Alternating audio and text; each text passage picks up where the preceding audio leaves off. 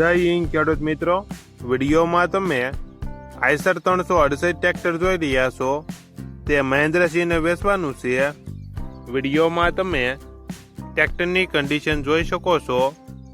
Engine company fitting, gear hydraulic complete, company colour, tyre 60%.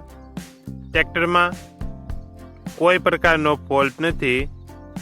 મહેન્દ્રસિંહને ફૂલ જવાબદારી સાથે Eicher 368 tractor વેચવાનું છે. Model 2016, one honour.